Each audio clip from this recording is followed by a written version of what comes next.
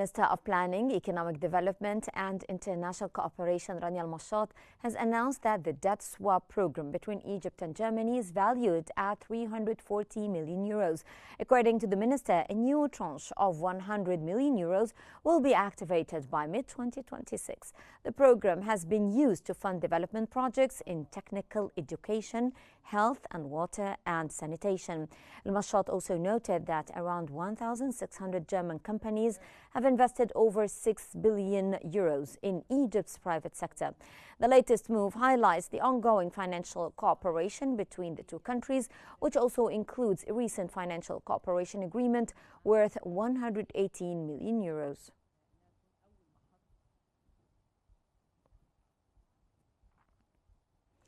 A report released by the Information and Decision Support Center has revealed that Egypt's non-oil trade deficit has declined to $5.6 billion in the first quarter of 2025, compared to $6.4 billion during the same period in 2024, a 12.5% decrease.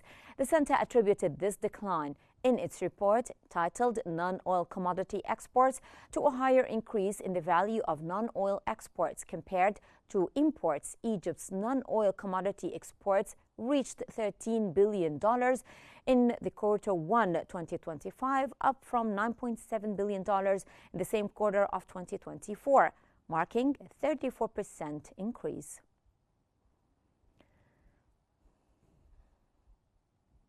The Egyptian Cabinet's Media Center has reported that the International Monetary Fund (IMF) projected that the Suez Canal's revenues will increase by 88.9%, rising from an expected $6.3 billion in the fiscal year 2025-2026 to $11.9 billion by the fiscal year 2029-2030. The growth trajectory is expected to be steady, with revenues climbing to $8.2 billion in the fiscal year 2026-2027, $9.9 billion in fiscal year 2027-2028, and reaching $11.5 billion in the fiscal year 2028-2029. This optimistic outlook comes despite the ongoing geopolitical challenges in the region, particularly in the Red Sea.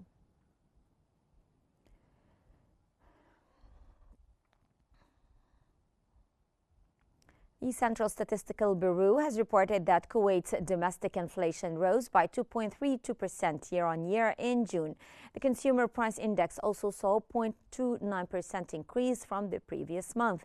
The Bureau attributed the annual rise to price increases across most key sectors, particularly in food and beverages, which surged by 5.11%.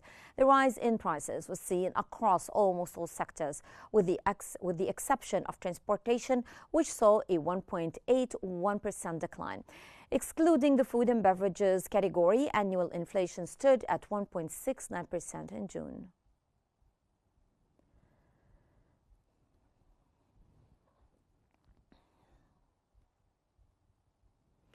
The National Center for Statistics and Information has reported that Oman's total number of mobile service subscriptions reached 8.13 million by the end of May 2025, marking a 15.2% annual increase. The surge was fueled by an exceptional 118.7% jump in Internet of Things subscriptions. Postpaid and prepaid mobile subscriptions also saw growth in the fixed internet sector. Fiber optic and fixed 5G subscriptions increased, while older technologies like fixed 4G and DSL saw significant declines.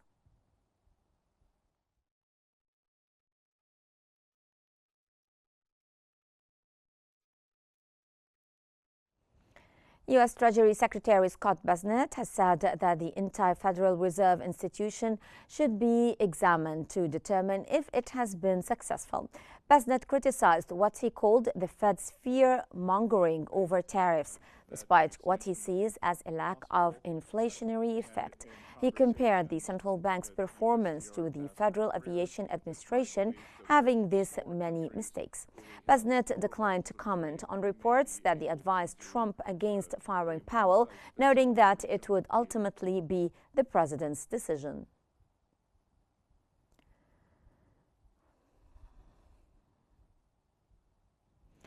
In South America, Brazil's finance minister Fernando Haddad has stated that his country would not give up negotiating with the U.S., but acknowledged that a trade deal may not be reached by August the 1st, when President Donald Trump's 50% tariffs on Brazilian goods are due to take effect.